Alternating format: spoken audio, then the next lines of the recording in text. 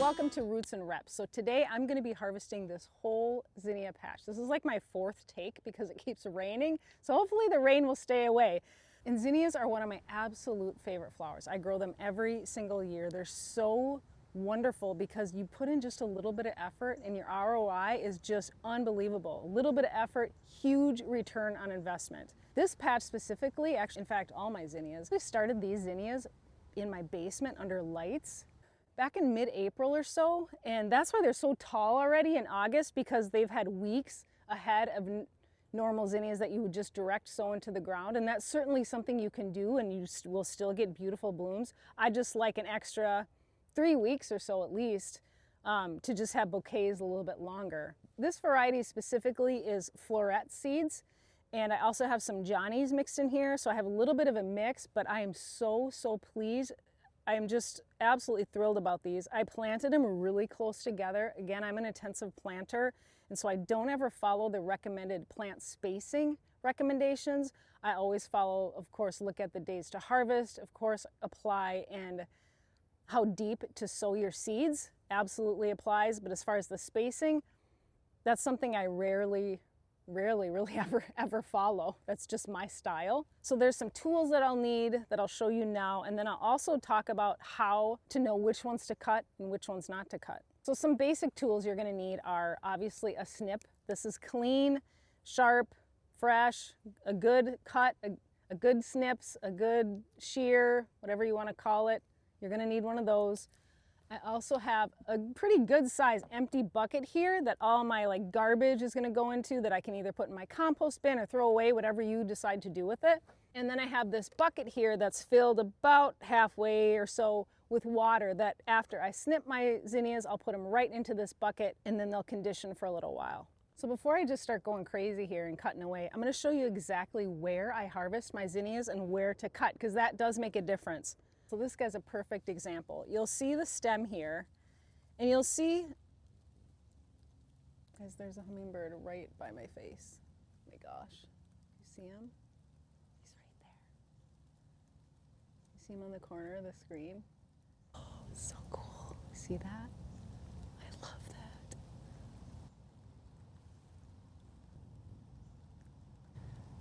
I just don't want him to poke my eye out. So you see I have this whole single zinnia here. I'm gonna harvest this guy right at the base of these leaf nodes. Let me zoom in here. So you see the stem here, and then you see two branches coming out of the side here. I'm gonna cut him right at the base of these two branches, because when I trim him there, it's gonna shoot growth hormone into these two, and we're gonna get two completely new blooms. When you're harvesting your zinnias, make sure that you go at the top of two leaf nodes, because that's gonna, again, give you more blooms. And that's the whole point of our flowers, right? Is we want the blooms. So here's another perfect example. You see the stem here, and you see these two leaf nodes right on the sides here. I'm gonna cut him right at the base here. So it's important we cut in the right spot to keep these blooms going.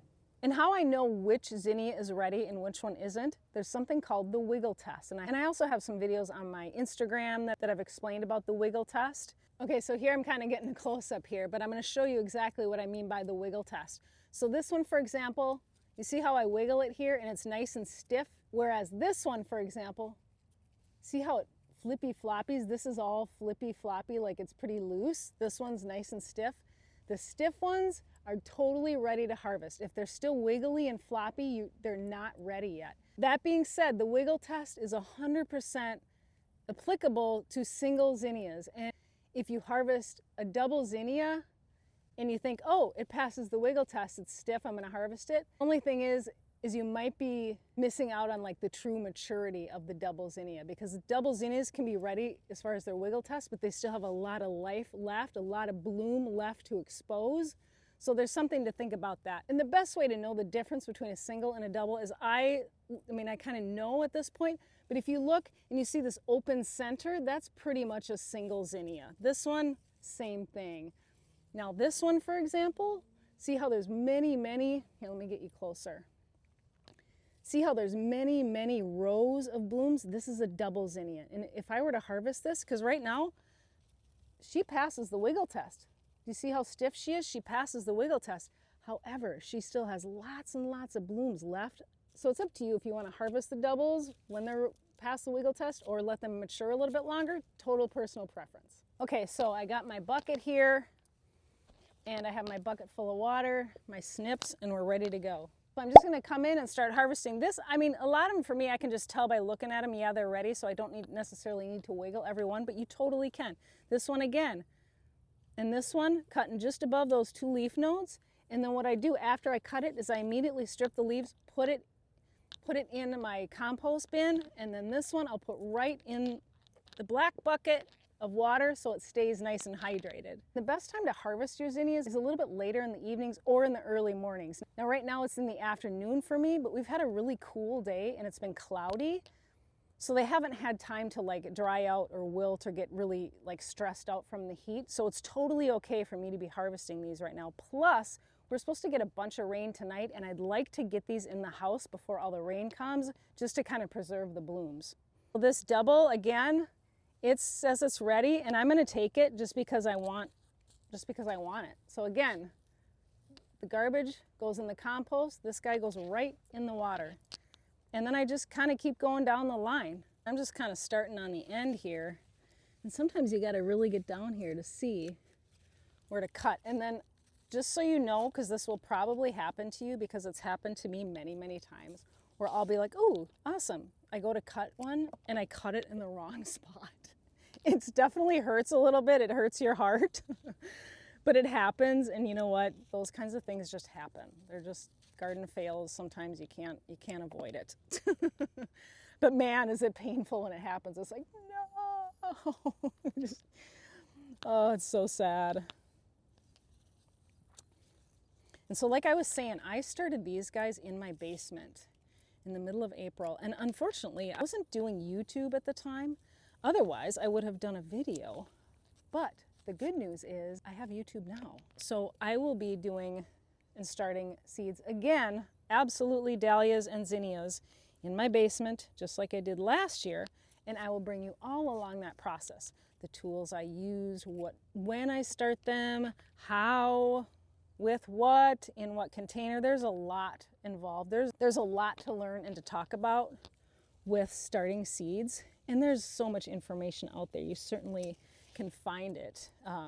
But I like sharing because I like to be helpful. So I will definitely be sharing that. And so I'm out here trimming, and that's one of the things, if you've ever heard the term cut and come again, that's what zinnias are. Zinnias are actually considered a cut and come again, meaning you cut them and they come back again. And boy, do they ever, because the more you cut, the more you're gonna get, because every time you harvest a zinnia bloom, what happens is growth hormone is shot down into that plant after it's trimmed and it said, hey, let's keep going. Because if I were to just let these go and not cut them, they're gonna start going to seed, and that tells the plant, hey, my lifespan is done, I'm gonna start setting seed, and I'm gonna stop producing flowers. Well, we don't want that. That's definitely not something we want. The more we cut, the more they produce, and that is the goal for sure. So we want to keep cutting and cutting. Now, we still want to enjoy the bloom. Like, we don't want to go cut crazy, because obviously we want those blooms we want to enjoy the blooms, of course. But once they're in bloom, we can go give them the good old wiggle test, see if they're ready, and if they're stiff, they're good to go, we can just cut away. Another thing I just love, love, love about zinnias is their vase life is unbelievable. Gosh, I mean, look at the size of this stem, you guys. This long. Look at how long that sucker is. That's a beautiful stem. I mean, not to mention the flower. It's gorgeous. Oh, guys. Another thing I just love about zinnias is that you can save their seeds and plant them next year. And that's what I plan on doing with some of these, some of my favorite ones, not this time, but once I get another flush of blooms, I'm gonna leave this one. This is a double, and she's got some life left. I'm gonna let her go, even though she passes the wiggle test. I'm gonna let her be. But what I'm gonna do is on some of my very favorite ones, because I definitely have some favorites in here that I look at and I'm like, oh, like this one. Oh, love that one. But I'm going to save seed. And so what I'll do is, here probably, probably 3 weeks from now, maybe a month or so, I'm gonna tag some of my very favorite ones and I'm gonna let them go to seed. So I'll come out and I won't harvest them. I'll let them set seed, and once the seeds are mature, and that takes a little time, I will then harvest them so I can plant them next year and have some of my favorite zinnias. Because these seeds too, they're more specialty seeds. I got, like I said, most of these from Floret and then also from Johnny's. And they're a little bit more specialized. You can't just get them like in the store. I had to get them online. And with Floret, man, I had to like, it was like a frenzy over there. I had to like quick put it in my cart. It was, before you knew it, like all the seeds were gone. It was kind of crazy, which is just another reason for me to save the seed. But I love it because you can just buy them.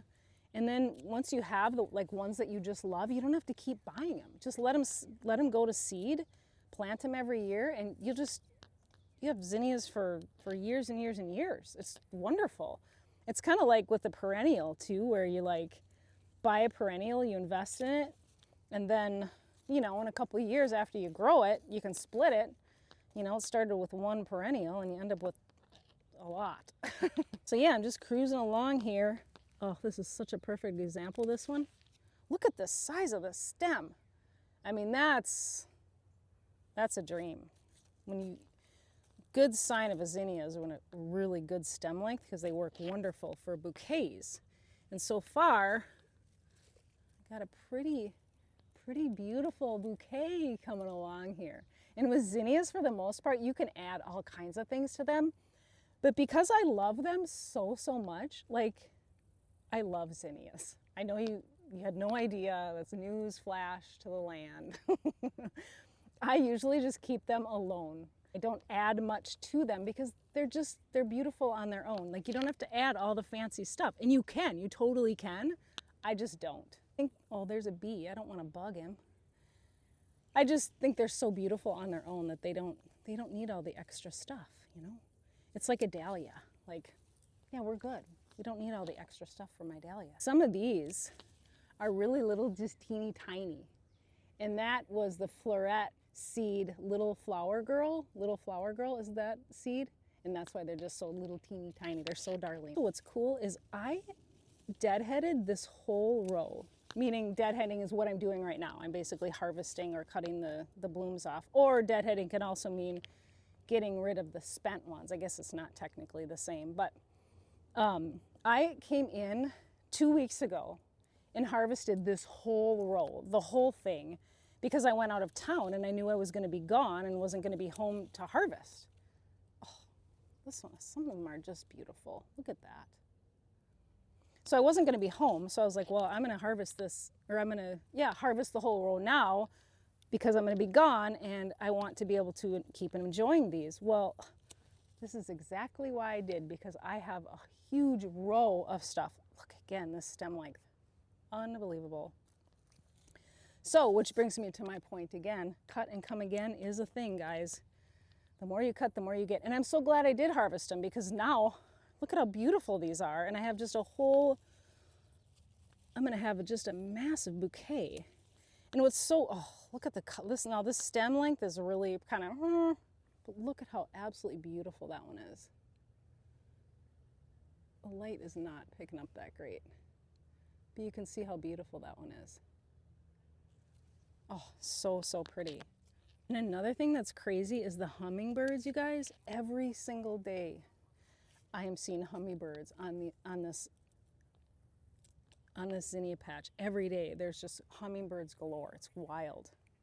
One thing I love too is the vase life on zinnias is so long, you guys. This will last me easy a week for sure. Also, what I do is, again, right upon cutting, I put them right in this bucket, and I'll bring them inside and I'll let them condition for a couple hours. I'll just let them sit, soak up the water, kind of get rehydrated, and then I will arrange them in a few hours from now. But what I'll also do when I go inside, and I honestly could have added it right to this water, I just didn't because I didn't think of it, is you can add flower food. I think I use Flora Life. Also, what's the other name? Like crystal something, Chris something. That's really important. That's going to extend the vase life definitely. So you want to add a flower food or flower additive, whatever they call that. That's definitely going to help your blooms last longer. So that's something you want to do. And I just buy it in the liquid form. I think there's a powder form. Well, I know there's a powder form. You can get it in powder or liquid. I like the liquid because I just basically just go clunk into the vase. I don't like measure really or anything. And they just last and last and last like crazy, guys. It's so fun. And when I planted these out in the beginning of the year, oh my gosh, like I said, I started them in my basement. And they were ready because I actually went on a trip about 2 weeks before they should have already been in the ground. And so when I came home, I was like, oh my gosh, these guys needed to be in the ground weeks ago. But it just, is what it is. You do what you can. And so by the time I planted these guys out, it was a couple weeks. It was a couple weeks behind. But they did fine. I mean, they look kind of sad. They had some transplant shock, which is super normal. It's not like a rare thing. It's just a bummer because it's a thing. But it was fine. It was totally fine. And so they perked up. It took about 2 weeks. You guys, I have to show you this just so far. Oh my gosh. Look at this. Isn't that so pretty? Oh my gosh, you guys. Oh, see, this just does it for me. This is the goods. Okay, like I was saying. So they had a little bit of a shock initially. Sorry, I'm kind of deciding here. Actually, I'll take this one. This is definitely one I'm saving the seed from. I'll see if it comes off good on camera. No, it really doesn't. It's kind of too... Well, it's still beautiful, but you see how it's just like blush, muted, like purpley pink, and that really vibrant pink center, and then the lime green? That's wild. Anyway, I'm definitely keeping some of these seeds for sure. And then, you know what the heck? I'm gonna show you this one, so I'm just gonna cut it. Oh, this one. I think this is almost one of my all-time favorites that's out here. Every time I walk by it, I just go, oh. And you know how you're just powerless over the ones you love? You either love them, and some of them are like, they're okay, but you're just like, this one I love, love, love so much. And I wish it was coming out better on camera. It's just gorgeous. It's got these really like super light pink and then like ombre, whatever you say, ombres into the middle with that like purpley center and then the yellow edge. I mean, so this is a double zinnia, by the way, totally a double zinnia. And if I left this on the stem, which I could have, there's a lot more life left in this. It would keep unfurling and would probably really get pretty crazy, but I'm just gonna cut it today because I wanted to show you guys.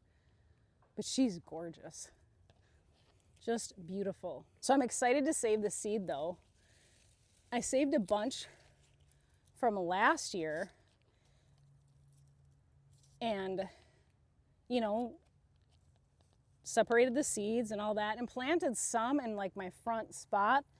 But I don't know if they came up because the bunnies and the deer just started munching on all my zinnias. So I was like, oh, this is great. So I don't even know if they came up or not, to be honest with you.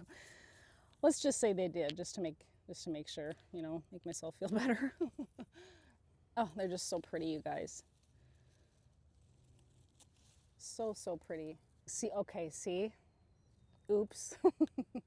I accidentally literally cut off a new bloom, but it's fine. Again, these guys are gonna reward me anyway.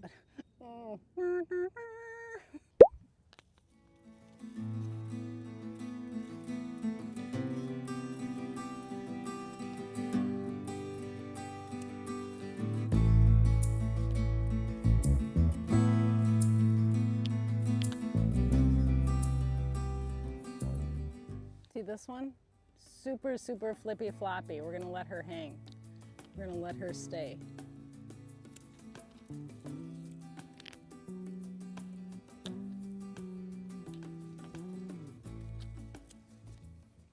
Oh, so cute. There's a big old fat hairy bumblebee just like hiding underneath one of the flowers. under the petals. So cute. Look at the stem on this, guys. This is how long it is. That is wild. Just crazy.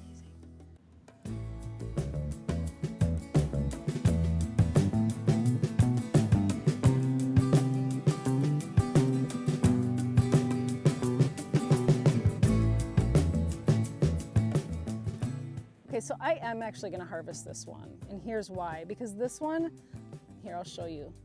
There's no more petals that are gonna come from this. Even though it doesn't pass the wiggle test, you can see it's still really flippy floppy.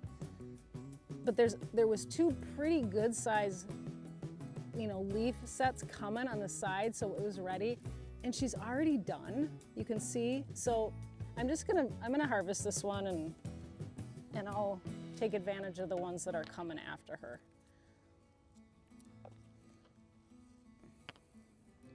Okay, so this one, even though it looks like a fail, like, oh, I cut this off, there's still two leaves coming from the side, so I'm gonna choose this one. Another thing about saving seed that I think you guys might want to know is you have to wait till seeds are mature. It's not like the second you see a seed on there, you're going to want to just go grabbing them. Mature seeds for zinnias are going to be more brown, and it's going to take a while, at least a few weeks, for those seeds to mature. And so you're going to see the plant, or the bloom I should say, is going to start setting seed, and then you're going to want to wait a little while until, like I said, they're brown. And the first seeds that you're going to want to harvest are always going to come from like the base first and then up to the top. So the first ones to mature are going to be the ones at the base. So that's how I kind of keep my eye out, is I'll look at the base and kind of see how far it goes up. If you get seeds that are green, they're just not mature and they're not going to be viable. So you want to just be patient and keep your eye on them and give them time to get brown and kind of mature before you start harvesting. Otherwise, they won't come up for you, and that would be pointless. Look at these loves. They're just huge. They're just massive. So big. I'm pretty sure these are the Aurora seeds from Johnny's. Pretty sure that's what those are. And these seeds from Floret, they're pretty much like muted blush, kind of more muted blush, softer tones, where these ones from Johnny's are much more vibrant, kind of bright. And these zinnias are definitely double zinnias, most definitely. You can see what I mean here. See just the layers and layers of petals? Definitely doubles. Just absolutely beautiful. Absolutely gorgeous. Gosh, this one, the colors it's just amazing. It's like neon. It's like purple and like neon pink. It's like glows in the dark. It's wild. It's so bright it glows in the day.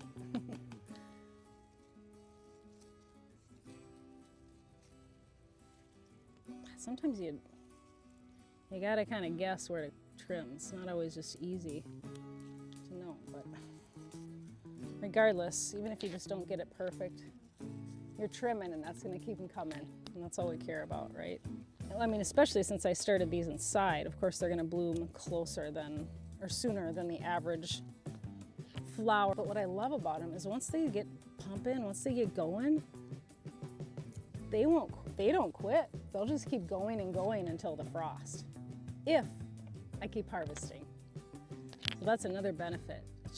They just don't quit, and it's wild. One thing I will mention that I started to mention and got sidetracked because I'm a woman and I have all the words is zinnias tend to get powdery mildew, which is a bummer, especially later in the season as it starts to get a lot more hotter, like in July, August for sure. Today is a beautiful day. It's actually cool. That's why I got a sweatshirt on. It's like I have a sweatshirt on in August. That's crazy. Powdery mildew is definitely something that's super common, not just with zinnias, but dahlias as well, all kinds of things. I get powdery mildew on bee balm. Oh my gosh. If anyone out there ever invents a bee balm that doesn't get powdery mildew, I will buy your stuff. And it doesn't like kill the plant by any means. It basically makes all the leaves and everything just look like it has powder or mildew on it. And it's just not pretty at all.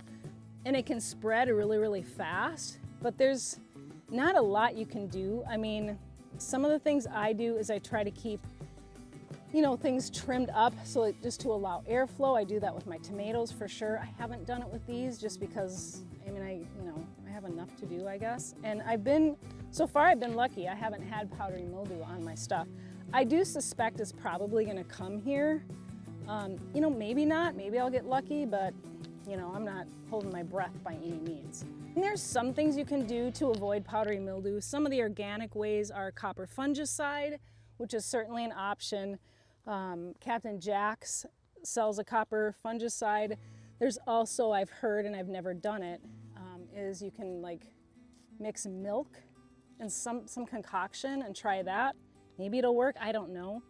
I just do my best to prevent it, and then if it comes, I just kind of deal with it. I don't really, once it's there, I don't really treat after I see it. I just try to prevent it the best I can, and then when it comes, I just accept it and go, yeah, well, it's powdery mildew. Okay, bucket check. You guys. Absolutely, just look at this bouquet. And you can see this is exactly why I was like, yeah, we don't need to add anything to this baby. Like, they're just great all on their own for sure. So gorgeous.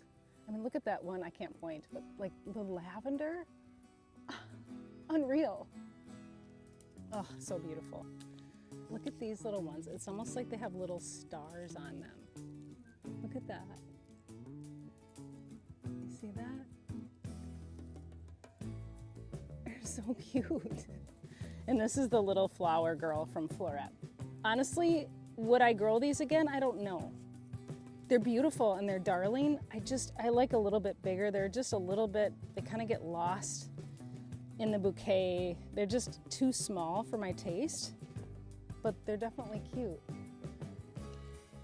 Also, I did corral my zinnias. I did that probably about 3 weeks ago or so.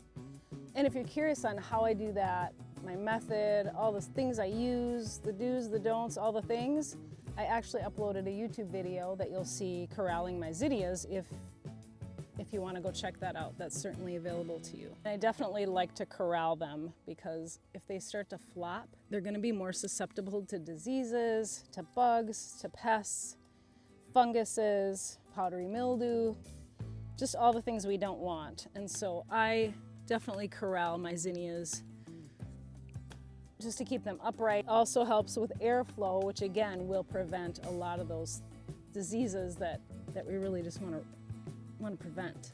Again, look at that stem length from here to here. That's some goods. That's the goods, baby.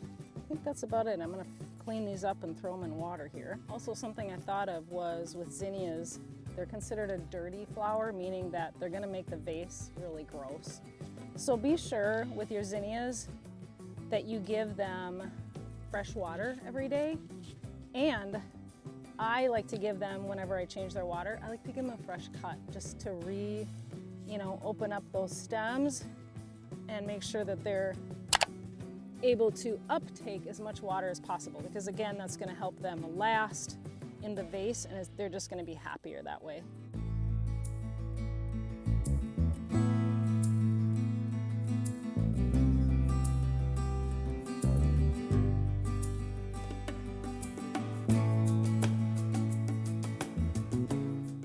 So it's warming up out here. Took the sweatshirt off, but I'm at my second little patch that I sowed from seeds. Same story, same seeds, same situation, just beautiful. It's so fun. I have this little section here and then that other section over in my backyard area. One thing I forgot to talk about is every probably 3 weeks or so, I will come and I will give these guys a shot of Alaska More Bloom, and that's basically just to help with their blooming.